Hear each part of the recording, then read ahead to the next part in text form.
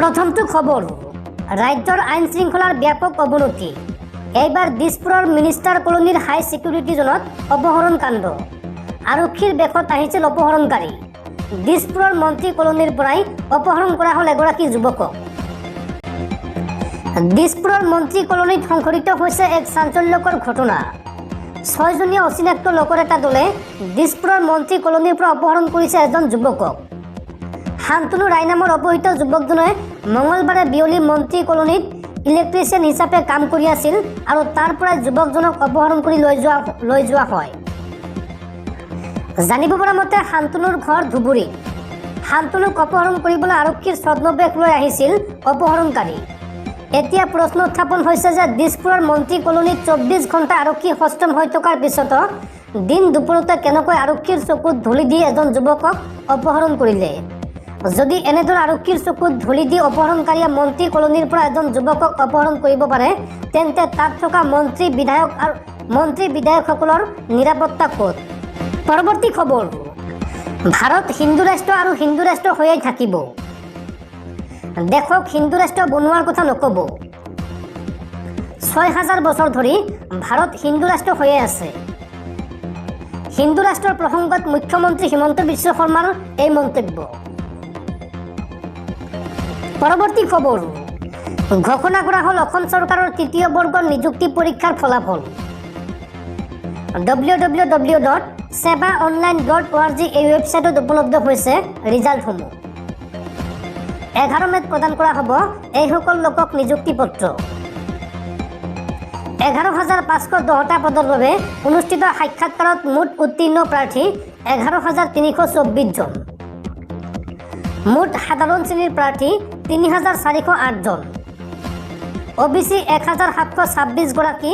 SC 490 গৰাকী STP 751 গৰাকী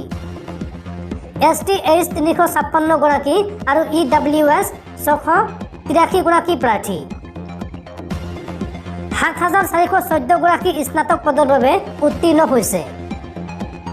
আৰু কম্পিউটাৰহীন স্নাতক পদৰ মুঠ উত্তীৰ্ণ প্ৰাৰ্থীৰ সংখ্যা হৈছে 591 গৰাকী পৰৱৰ্তী খবৰ পুনৰ গ্ৰেপ্তাৰ কৰা হৈছে শৃংখল চলিহাক মঙ্গলবাৰে আদালতৰ পৰা জামিন লাভ কৰিছিল শৃংখল চলিহাই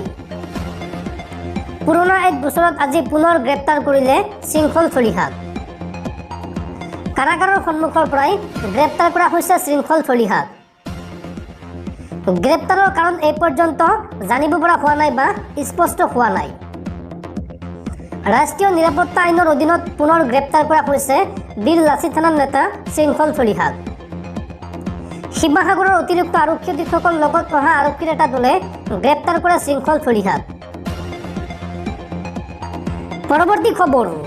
এতিয়াৰ পৰা মাতৃভাষাটো হ'ব বিশ্ববিদ্যালয়ৰ শিক্ষা বিশ্ববিদ্যালয়ত মাতৃভাষাতে গ্ৰহণ কৰিব পাৰিব উচ্চ শিক্ষা এক গুৰুত্বপূৰ্ণ সিদ্ধান্ত গ্ৰহণ কৰিছে ইউনিভাৰ্চিটি গ্ৰাণ্ট কমিশ্যন চমুকৈ UGCয়ে এতিয়াৰ পৰা মাতৃভাষাটো হ'ব বিশ্ববিদ্যালয়ৰ শিক্ষা বিশ্ববিদ্যালয়ত মাতৃভাষাতে গ্ৰহণ কৰিব পাৰিব উচ্চ শিক্ষা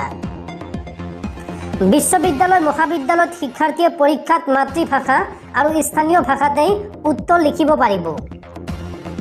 সকলো বিষয়ৰ পাঠ্যপুথি প্ৰণয়ন হ'ব মাতৃভাষাত শিক্ষণ পদ্ধতিও মাতৃভাষা আৰু স্থানীয় ভাষাত প্ৰৱৰ্তন হ'ব বিশ্ববিদ্যালয় অনুদান আয়োগে দেশৰ বিশ্ববিদ্যালয়সমূহলৈ প্ৰেৰণ কৰিছে এই সন্দৰ্ভত পত্ৰ প্ৰাথমিক আৰু মাধ্যমিক পৰ্যায়ৰ দৰে উচ্চ শিক্ষা হ'ব লাগে মাতৃভাষাত ইংৰাজী নাইবা আন ভাষাৰ পৰা পাঠ্যপুথি অনুবাদ কৰাৰ পোষকতা UGCৰ অসম চৰকাৰে যি সময়ত মাতৃভাষাক অৱহেলা কৰিছে ঠিক সেই সময়তেই UGCয়ে গ্ৰহণ কৰিছে এই গুৰুত্বপূৰ্ণ সিদ্ধান্ত